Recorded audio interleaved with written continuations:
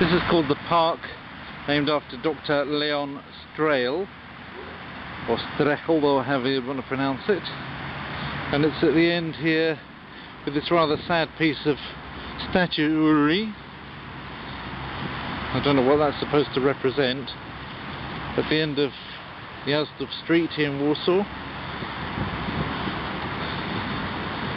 And this is an interesting street because it's quite old, with buildings such as this one over there, which I work in, being actually from Tsarist times, and one of the few that survived the Nazi occupation and their destruction of Warsaw. This is rather an interesting sort of thing because I don't really know what that's supposed to represent or who made it, and it's not really made clear, but it looks like two people with their heads together inside a kind of flower, but a bit weird really. And over there is something equally weird in the park. That sort of a little bit reminiscent of the sort of carvings you got on Easter Island. There's another one even behind it down there, and there's one there, and then that one there makes the kind of like number up, and they're sort of weird things. Anyway, this goes over, this bridge here didn't used to exist because before they built this, which if you like is one of the main roads you might travel on if you're going to go from Berlin, or anywhere in Western Europe for that matter, to Moscow, you'd probably end up going down this piece of road here, which is not a straight line straight through Warsaw, but it's the biggest, most important route through for through traffic. There's the east towards Russia, there's the west. The river, which you can't see, is down there. And this footbridge is often used by people that just come up here with cameras and for some unknown reason take films of the traffic going backwards and forwards at this point. Whether that's such an interesting thing to watch is beyond me, but anyway, that's what they do, and they come up here with very expensive cameras and make exactly the shot that I'm doing now, as though there was something really great about that. Either on this side, where you've got they're going down to the river over there and then moving off a bit. Either on this side they do it. There's the lovely park over here. Oh, and by the way, that's where we're going. That's the palace that I sometimes eat in. Probably more often than I eat anywhere else. And then there, the little policeman down there doing the rounds. There's the same shot from the other side. You get people filming that as well for news programs. Then they always do another one, and they always send people out and do another one and another one and another one, so that you get camera crews up here, and there's never one person, there's always a whole group of them. And you wonder why people in television, or why television's on the way out. Because they do the same thing that I've done now, and you know it's real because they just came up without any rehearsal and did it. They got a whole bunch of people, and the only reason why they do it is because they're creating a reality which isn't necessarily the real one. Which is, in fact, there's a whole genre called reality TV, and the one thing you can be sure about it is that it has about as much to do with reality as political correctness has to do with correctness. So, i.e. not much, in case you're not following me. Some nice, I think it's Russian vine, is it? I'm not sure. Or is it hops? Is that hops? That could be hops, couldn't it? That's hops, isn't it? The kind of hops they make beer out of. That is hops, isn't it? I think it is. That's hops.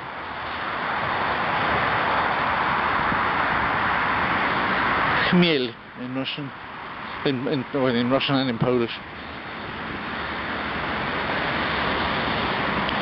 So, what have we got here? That looks like elderberry. Does it smell of elderberries? Yes, it does. It smells of somebody's grandmother. Now my hands look as though they're bleeding. But there you go, elderberries. So if you want elderberry wine, this is the place to come for. I don't know what these red things are here though. Are they bird cherries? Not entirely sure. If you're not sure, by the way, ladies and gentlemen, if you're not sure of what you're eating, don't eat it. I mean, you can in a good restaurant, of course, because, I mean, even if it's something exotic and something that you wouldn't eat if you knew it beforehand, you're probably safe if it's a good restaurant. But if it's like growing on a tree and you don't know what the tree is, or mushroom or whatever, then it's safe to say it's a good idea not to eat it, because not everything which is there in nature is necessarily good for you. Human beings used to be able to tell the difference, but most people are now so removed from nature that they don't know. And so it's a good idea, unless you do know, unless you've looked at these things, not to do it. Somebody gave me a very weird look the other day because I stopped by a sea buckthorn as I was walking around. I started to just simply take off the sea buckthorn's berries and eat them, which I like, because they're very bitter and like a bitter version of a pineapple.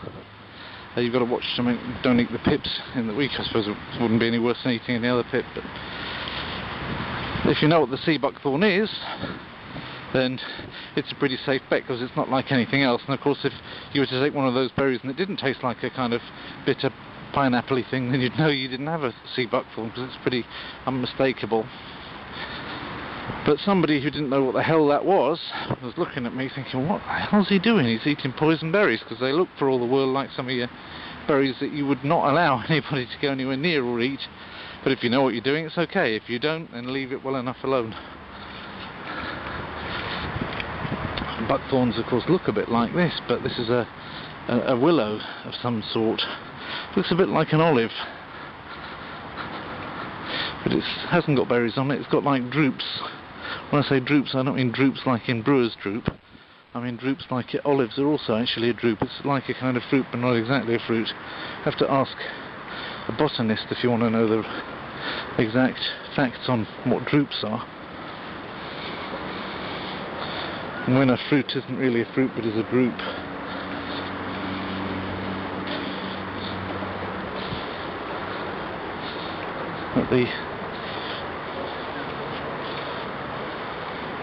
This is where we are right now, looking down. That's not the river, that's actually part of this park. As you can see, it's done on the idea of Versailles, and that down there is the equivalent of the nice landscaped square ponds going out to Versailles. And it goes out in almost like a channel there, almost to the river. Then you've got the road at the end of it, which you can see there.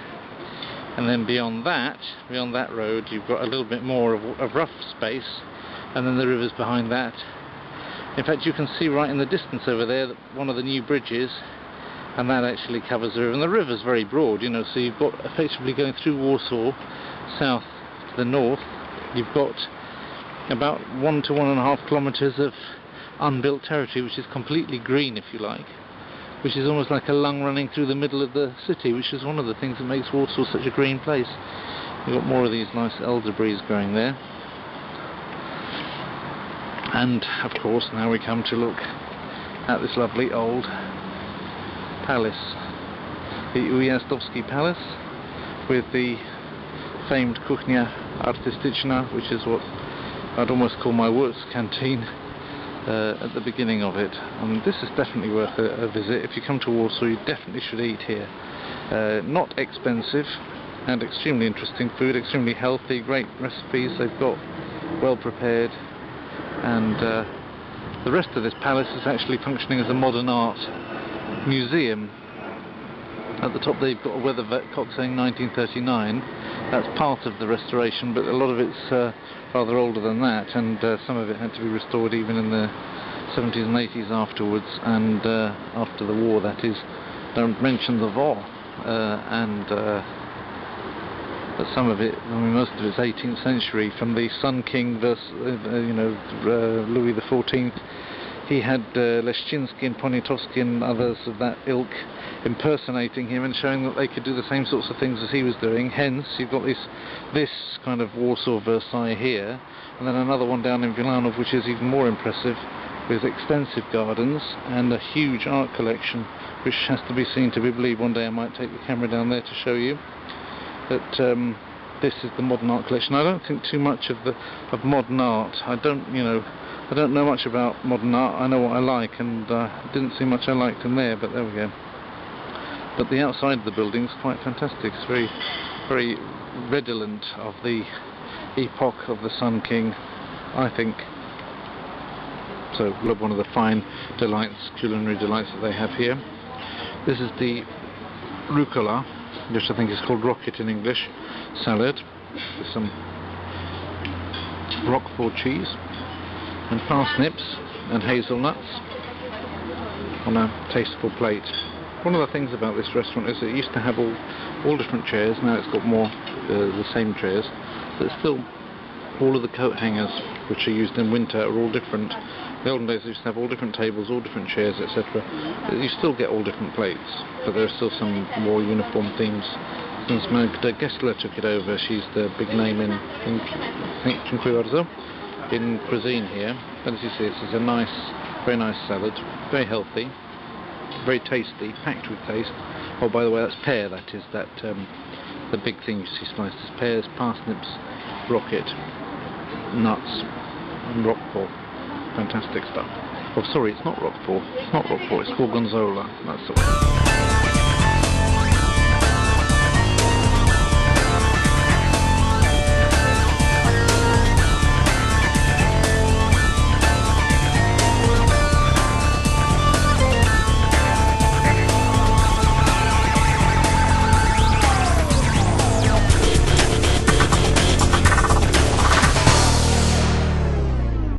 Also chose for today was this pasta here. I think it's penne, with the cheese, with the mushrooms and chicken, which is a very fine meal. It's got these pieces of chivy things and some basil on top. Also had some tomatoes on, but I'd already eaten them by the time I realised I hadn't filmed it yet. So it should have also a couple of half cherry tomatoes on it, if you can just imagine them there. So it's very tasty. Very tasty. There we go, you see. Far too many things to fit into so small a box. A comment on the world and other sorts of boxes that there might be in the world.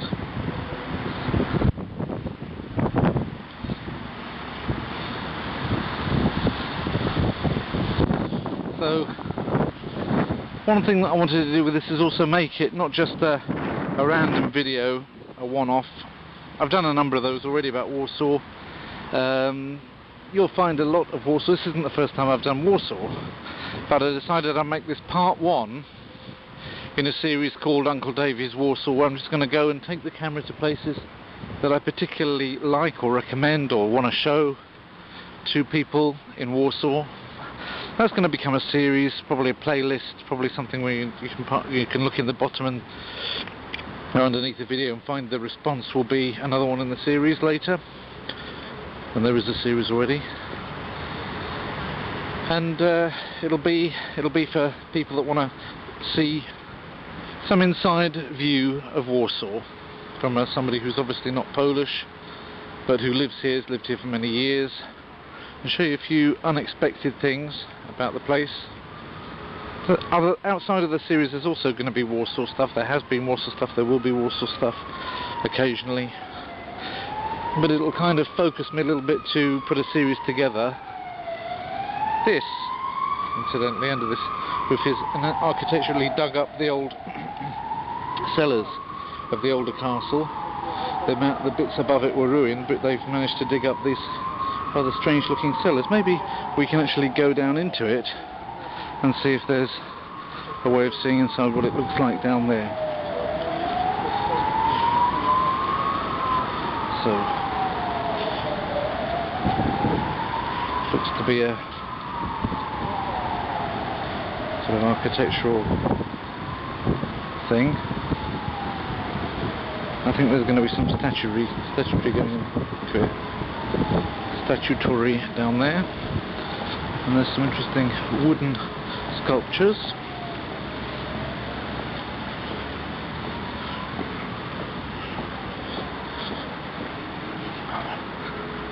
So they've turned this into an art exhibition as well, effectively.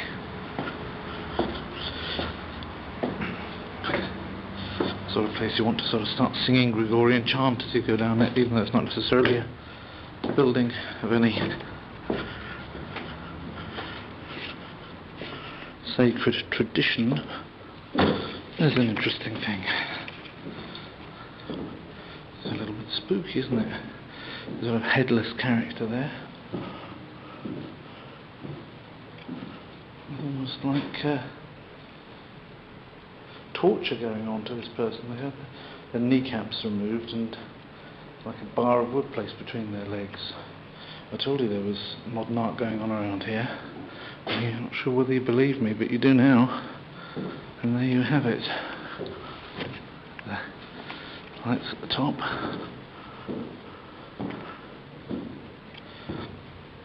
This is what you might call installation art. Makes it all look a little bit like an old prison, like an old dungeon with torture going on. There isn't anything that talks about it, sort of been left to speak for itself. But it's got another headless character in Wellington boots with another piece of wooden frame grafted into their person in the plaster. So little room there. I think it was for storing wine in the olden days, and from behind it's just a hollow, empty shell. So you've got one at the end and one at this end. They're kind of looking at each other headlessly. It's a little bit like headless on the Skype chat. So I play radio. Don't mind you headless a little bit, maybe. And it's quite interesting.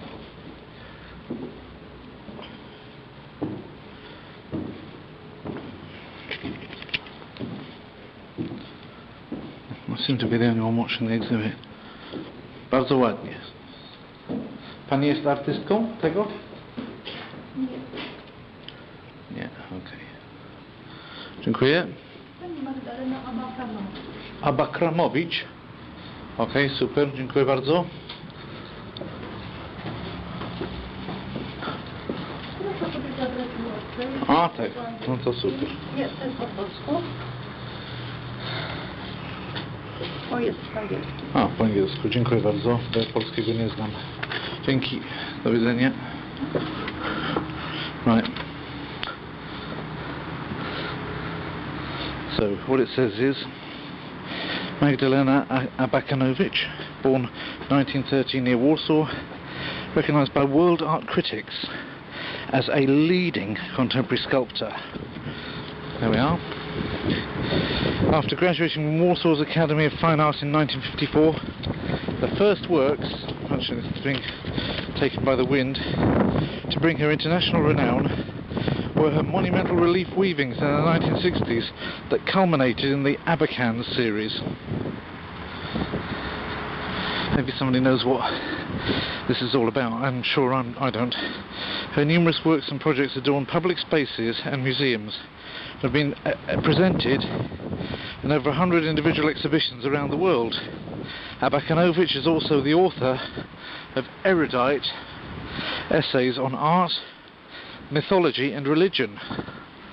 I knew there was something religious about that place, and has received numerous honorary degrees.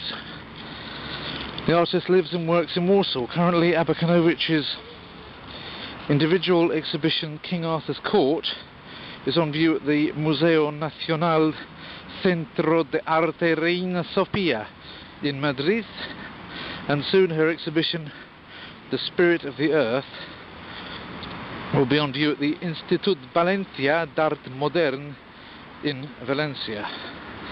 Last year, the Museum of Contemporary Art Los Angeles organised a group show entitled WACK, Art and the Feminist Revolution. That's W-A-C-K exclamation mark, including Abakanowicz's artwork. This year the show travelled to PS1, MoMA, as I think there's a museum of the moving of modern art, New York, and will move to the Vancouver Art Gallery in autumn/winter. Magdalena Abakanowicz. Speech made in English by Magda Abakanowicz in 1993 in New York when receiving the Lifetime Achievement Award from the New York Sculpture Center. Outtakes. I want to say that among all the realms of human activity, art is the least harmful. Oh, there's positive. We can recall, however, how often it was used as propaganda by totalitarian regimes. I wanted to talk about the exceptional sensitivity of the artist, but Hitler was a painter and Stalin wrote sonnets.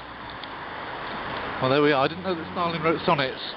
He's probably going around comparing people to summer's days, rather.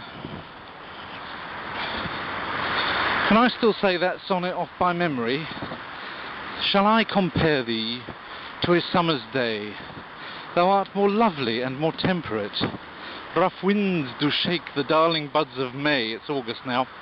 And summer's lease hath all too short a date. I think we can say that's pretty much the case, because we're coming to the end of it. Some time too oft the eye of heaven shines. That's up there, that thing up there. And often is his gold complexion dimmed. And every fair from fair sometime declines, by chance or nature changing course untrimmed. But thy eternal summer shall not fade. And I think that's the end of my recollection of it. Da-da-da-da-da-da-da-da-da-da. Something fair thou owest, that's what it is. Nor shall death brag, thou wanderest in his grave, when in eternal lines with time thou growest. As long as men have books and something, what have you, to see, so long lives this, and this gives life to thee. So there we are. So Shakespeare wrote that one, but Stalin wrote other sonnets apparently. Art will remain the strangest human activity, born of the constant conflict between dreams and reality, between reason and madness in our minds. In other words, you're saying that you have to be a little bit of a nut job to be an artist. And agree or disagree. We know that our spirits are Homo sapiens. Now, I have to start taking issue with this. First of all, Homo, because it's part of the binomial linaic system, should be written with a capital H. As you can see, it hasn't been. Homo with a capital H, sapiens with a small s. Emerged about 200,000 years ago from the world of the Homo erectus. Now, we don't know that. It's not knowledge, it's belief. It's belief based on certain interpretations of a very, very small amount of intrinsic data. So we don't know that, okay? But then, you know, what would an artist have to say about it? It's just simply a poem. It's not a scientific treatise, so we'll let it pass. As one of the criteria for belonging to this new species, science has accepted the ability to create. Now, that's not necessarily the case either. Because Homo erectus could have created things. What we discover now is that animals sometimes do have individual expression, i.e. artistic activity which derives from the imagination and sensitivity.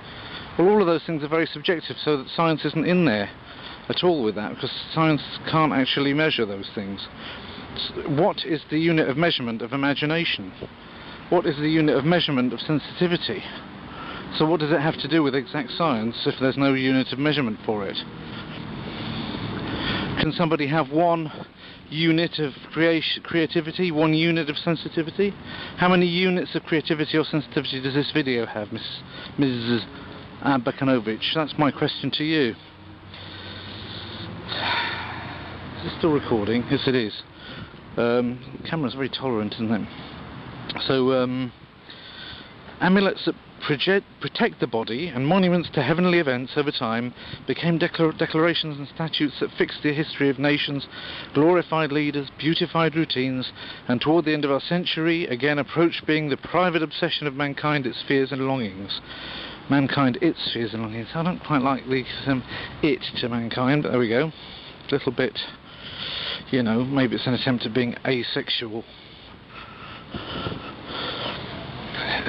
He is actually gender neutral when it comes to describing mankind, whereas it kind of desexualizes it entirely, the matter.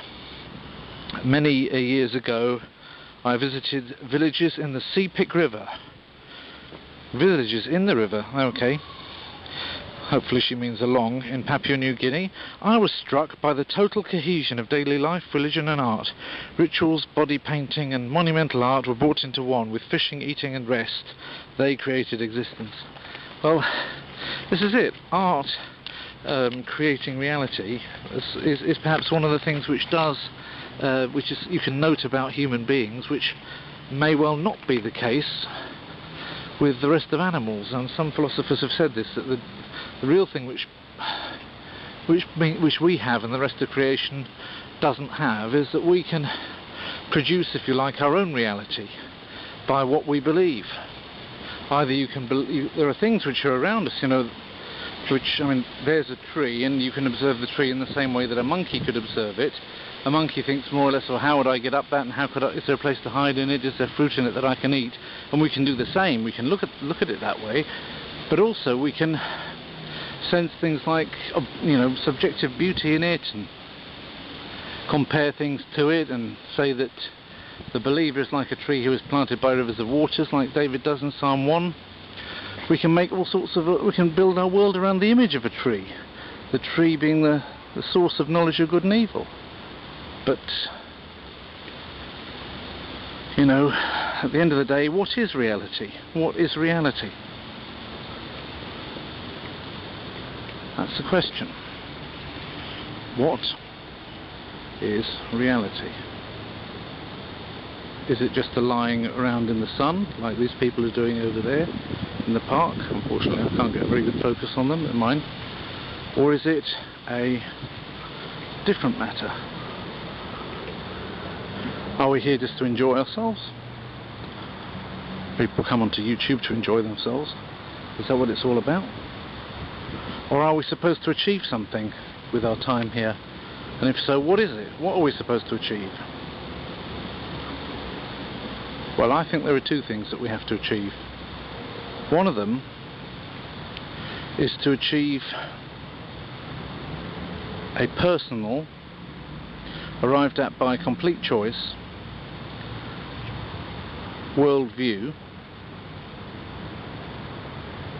containing the purpose of life, and which must involve some elements of faith. Okay? And God is looking for faith, of course, in himself as creator and in his Son as redeemer. And this has been put out around the world for people to believe or reject as they see fit. But God is looking for those who will accept that account, not dismiss it as fairy tales like the atheists do, but who will, despite the fact that there's credible alternatives put about, you know, devised by people with great imaginations, called evolution, which, as Stephen Hawking says, means that you don't really need God. The creator has nothing to do. He doesn't say there's no creator, he says that a creator would have nothing to do. And leaves it up to people to decide whether they still want to believe in a creator or not. Having said that, well, he's been allowed to come up with these ideas, and then the will of God to produce, him and a whole bunch of other people, to produce a version of reality, to produce and to create a version of reality which is actually artistic, but which just passes as reality, as objective reality, and is called science for a lot of people. And you can believe it, you can accept it, you can think that it's knowledge, or you can think again and look and see whether that version of events really does answer questions, the sorts of questions which have been bugging you in your mind as to why we're actually here, why we can even ponder on what meaning is in the first place. Why should these things be? Why should they have come out? Why should these things have come out of a random algorithm that we now have to sit back and think, well, why have they come out? Why is it that I have to think why it is? Why is there meaning? What does meaning mean? And evolution can't answer that. The theistic evolution can, but that's a kind of stuck in the middle view, where, you know, it's basically a form of Christianity which is sold out to the crude attempts of mass media to peer pressurise people out of their literal faith in the Bible. But, or you can go to Scripture and see if God's Word will speak to your heart through the power of the Holy Spirit. You can do that. You can pray, read the Bible, and see if it speaks to you. Well, if it doesn't, there's no harm in trying, is there? I mean, if you're not scared of trying to read the Bible and pray and see if it works, I mean, if you're not scared of doing it, do it. If you're not doing it, then why not? Got a closed mind, or are you scared? That's my question.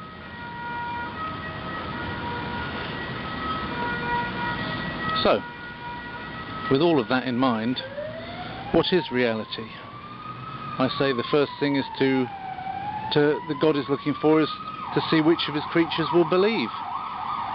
And then the second thing is, having established that they do believe, will their belief stand up to testing? And again you see people's faith being tested. And everybody's faith gets tested in a slightly different way. And even the devil is allowed to do it. Look at the beginning of the book of Job. You'll see exactly what this world is all about if you read the beginning of the book of Job. That will tell you exactly what is going on above where we are now, above all this, above that sun shining through the leaves, beyond all that, what's going on? What is going on out there? Well, read the beginning of the book of Job and it'll give you an insight that nothing else will. Remember, the book of Job is one of the oldest things in literature. Probably written around the same time as the book of Genesis. Probably relating to a person that lived at the same time as Abraham. And contains wisdom in it, which is eternal. Not only is Job able to show that he has faith regardless of the fact that God takes things. The Lord has given, the Lord has taken away, blessed be the name of the Lord. But also he's able to make one of the greatest prophecies of Christ that were ever made, so far in advance of Christ ever being on the earth. He says in chapter 19 of the book of Job, I know that my Redeemer liveth, and that he shall stand in the latter days upon the earth, and that though after the flesh worms destroy my body, yet in my flesh shall I see God. One of the most tremendous prophecies of history, and it's true for every one of us if we believe.